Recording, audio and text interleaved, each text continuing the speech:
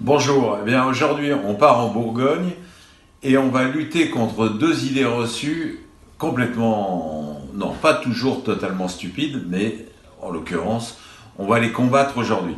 La première idée reçue, c'est que la Bourgogne c'est hyper compliqué, qu'on n'y comprend rien, que il faut être un super spécialiste pour connaître. Ben non, la Bourgogne au contraire, c'est extrêmement simple. Regardez, je vais vous montrer dans ce livre qui est un livre qu'il faut avoir quand on aime la Bourgogne, hein, c'est l'Atlas des climats et des lieux-dits des grands vignobles de Bourgogne de Sylvain Pittiot, qui est le grand cartographe avec son maître Poupon qui nous a quittés hélas, et Marie-Hélène Landrieux-Lucini qui a fait les textes.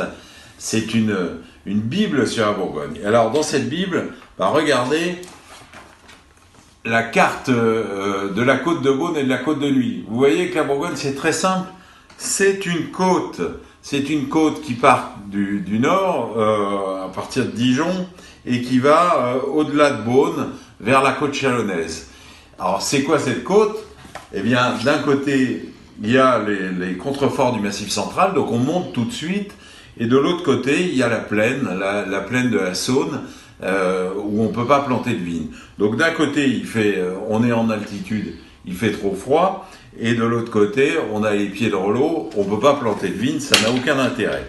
Voilà, donc comprendre cette côte, c'est très simple. Si après on va, par exemple, dans le vin qui nous intéresse, Nuits Saint-Georges, la côte de Nuits, on comprend ce que sont les crus, les premiers crus et les crus communaux. Vous voyez, ça c'est la carte de Nuits Saint-Georges, le village est là, là c'est la montagne, là c'est la plaine. Eh bien, les crus qui sont le plus proches de la plaine, évidemment le drainage est moins bon, moins satisfaisant, donc c'est des crus communaux. Hein. Les crus qui sont le plus proches de la montagne, ils sont en altitude, donc il y fait plus froid, la maturité vient de manière moins intéressante, donc ça reste des crus communaux. Et au milieu, là où on a le meilleur drainage naturel, la meilleure pente, la meilleure exposition et la meilleure maturité, eh bien c'est des premiers crus. Et dans d'autres villages, on a les grands crus qui sont toujours au milieu de cette côte. C'est très simple. Alors ce cru-là, c'est un bousselot. Les bousselots, voilà, c'est ici, c'est un cru très très bien situé à la sortie du village de Nuits Saint-Georges, et c'est vraiment quelque chose d'intéressant. Et mon deuxième sujet, ma deuxième idée reçue que je veux combattre aujourd'hui, c'est que les Bourgognes, c'est inaccessible. Et ben, je vous ai trouvé ce petit domaine artisan, le domaine Julien, qui fait de formidables Nuits Saint-Georges, qui est à des prix tout à fait acceptables et que tout le monde peut avoir. Évidemment, c'est un peu compliqué, il faut aller sonner à la porte du monsieur. Vous n'allez pas le trouver chez le caviste du coin, en tout cas pas chez tous les cavistes du coin. Mais ça, c'est un très bon artisan de Bourgogne, comme il en reste beaucoup, avec l'étiquette à l'ancienne, façon parchemin. Et un vin qui a beaucoup, ça c'est un 2007, donc les Bousselots 2016, pardon, 2016, c'est un vin tout à fait sincère, authentique, un vrai Nuits Saint-Georges.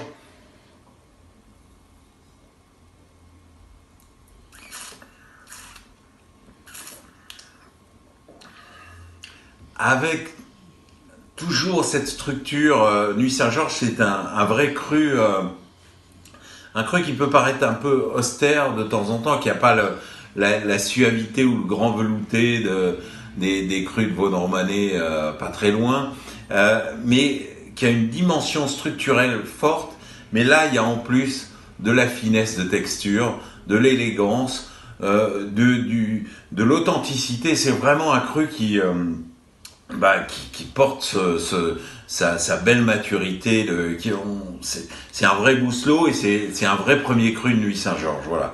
C'est un vin qu'on peut garder en cave, mais comme je l'ai souvent dit, aujourd'hui, les bons vins, on peut les boire après 4-5 ans, ils sont parfaits, mais ce vin-là, on pourra aussi le garder, en tout cas d'autres bouteilles que celle-là, une quinzaine d'années en cave.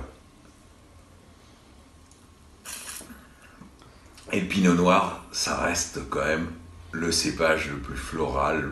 Il y a de la pivoine, là, c'est délicieux.